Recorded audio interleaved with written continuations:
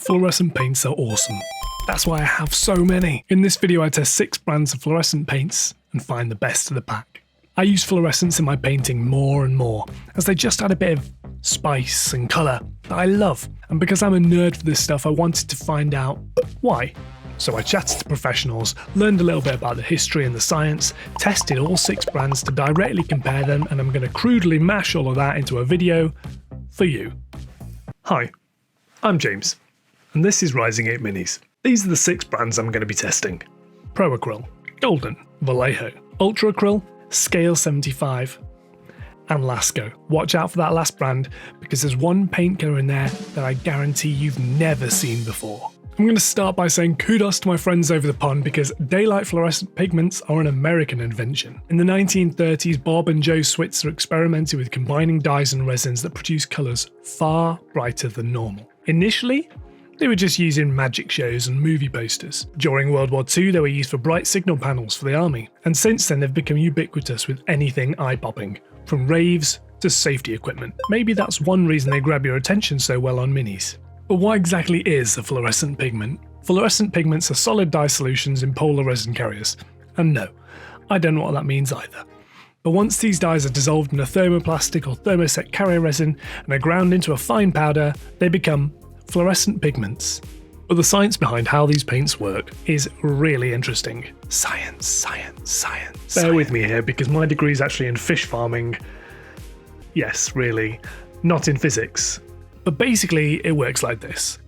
Particles always want to be super chill, and the state in which they are most chilled is called the ground state. However, particles are also really excitable, and it doesn't take much to send them into a fizz. For fluorescent particles, when photons, which are light particles, hit them, they become more excited, but they're compelled to chill out again by releasing some energy.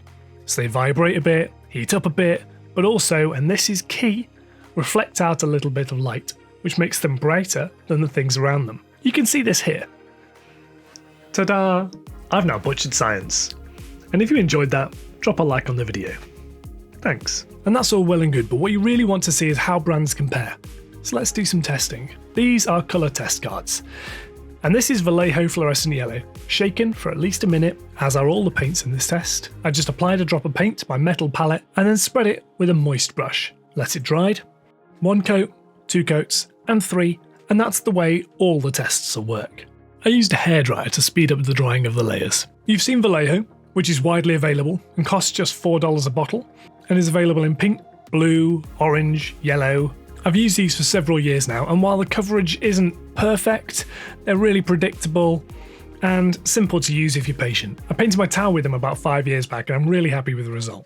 But I don't use them all that much now. They've been replaced by ranges later in the video. So I don't want to give a definitive opinion at the end of each test. Instead, what I want to do is quickly run through them all and then compare them all together at the end. I hope that's alright. This next range is Scale 75 Artist. I've used these a few times now, but I don't own them. I actually borrowed these from Ollie over on my Discord server. Legend? Yes, I have a Discord server, and yes, we nerd out about paint. Between us, I think we have about every brand covered, although that's mainly one member. You know who you are. These fluorescents are different from all the others in this test in that they're heavy body, but they come in the usual colours: blue, orange, green, yellow, red and pink. To be honest with you, I'm not really sure what to make of these paints, except for the fact that I've had really mixed results using them. The first time I used them, the coverage was terrible. I couldn't get them to apply properly. I just really went into this test knowing that I was going to hate them. However, on the tests on the card, they actually look pretty good. So I'm just going to leave these here and you can make up your own mind. But just know that I find these things really unconvincing. They've got an odd gel-like texture, and I don't know, they're just not my favourite for whatever reason, but they look good on the test, so there is that. The Scale 75 paints are available widely, and they cost around $25. This one's a bit of a wild card because I only have one colour from UltrAcryl, and I got it as part of the original beta paints they sent out to me last year. They haven't been released yet, but UltrAcryl are currently assembling their production for May shipping. You can check out my review of these paints here if you're interested, but I am really excited for these. The hue of the pink is gorgeous. It's thin, it applies well, covers well. Yeah, really pleased. And as you can see from the test, this colour really pops. It's more intense than the Scale 75 and significantly more intense than the Vallejo. When they finally do launch, they'll have a full range of colours, just like the Scale 75. They'll have a Fluoro Green, Fluoro Chartreuse, Fluoro Yellow, Orange, Red, Pink, Violet and Blue. And they're going to cost around $35 for a set of 8 paints.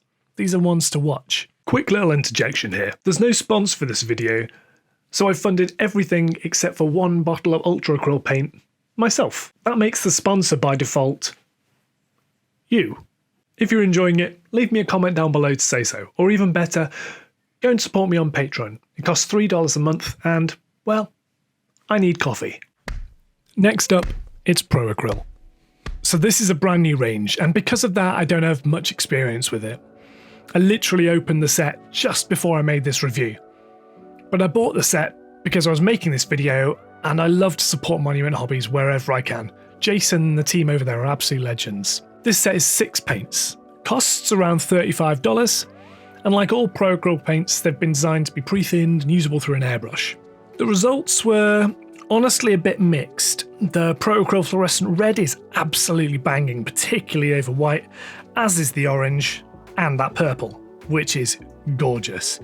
The rest of the range is, I don't know, just kind of average. They're all predictable, they all behave in a similar way, so that's great, and they're widely available. So you're not going to go wrong with this set, but in terms of performance across all the brands I tested, I'd put these squarely in the middle. And now we're into the final 2 brands. I actually debated how to lay this out, because I use golden paints all the time, and I love them. But I was introduced to Lascaux by Roman Lepat, and they are incredible. I borrowed his hot pink at the painting workshop I hosted last year. Yes, that's right, I host painting workshops. Unfortunately though, Marco Frassoni 2024 has just sold out, but if you'd like to know about painting workshops before they do sell out, you can do that by signing up to my mailing list or jumping onto my Discord. Patrons always get first dibs on tickets though. Anyway, I couldn't decide, so here's Golden. Golden's range of fluoros are available as a heavy body for about $20 a tube, so flat about $20 a tub, and high flow for about $11 a bottle. I have the high flows and I love them, and of all the paints tested here today, they're the ones I use the most. The main thing I use them for is mixing into other paints, because if you mix ink-like paints into regular paints, you'll thin without losing any saturation, like I talk about in this video here. As you can see, the paints cover as well as any fluoro, but are significantly thinner and super intense. They were actually created from marker pens but work well through airbrushes and normal brushes too. The thing I love most about golden paints is not the fact they have loads of amazing resources, although they do, like this long-term exposure test showing why if you keep your models in bright sun you need to varnish them with UV varnish, but because they include so much information on the bottles. Here is the actual paint over black and white. Here is the transparency, the pigment number, the light fastness, etc, etc. The company is a good one. If you're looking for a range of artist paints to expand into, particularly in the USA, I cannot recommend them enough. But Lascaux have the best fluorescent paints. That's it. Look at these tests. Even if they don't show up on the camera, you'll just have to take my word for it. They are significantly more intense than other brands. They have a fluid acrylic or layer paint-like consistency and are available in 6 colours. The downsides though are they are crazy expensive. Each one of these is about $25 plus shipping. You could buy the ProAcryl range 5 times for that. I could only find these for sale at 2 stores in the UK, both of which are online, but bearing those caveats in mind, Lascaux have one more trick up their sleeve. Something I have never seen in another paint range. Fluorescent white. Take note, paint makers, because I think this is interesting. Obviously, it looks like here, but when mixed with other colours as a highlight, or when added to white, it just really pops and adds a little bit of flair. It's not immediately obvious at first glance, but it's subtle and just adds a little bit of something. It's more easy to see when you shine over a black light with it, but it just adds a little bit of something. What do you think? I've got a couple of pointers at the end of the video, but I just wanted to wrap up the review first. Once all the paints are laid out side by side, we can really take a look at them, work out what's best, or even decide if that's even possible or not. So let's click on our main light and take a good look at the paints. In fact, let's pause here. The first thing to note is, despite the fact that we've got lots of paints labelled the same, the colours all vary hugely. If you want to get a yellowy orange, for example, you're going to have to buy that Scale 75 paint.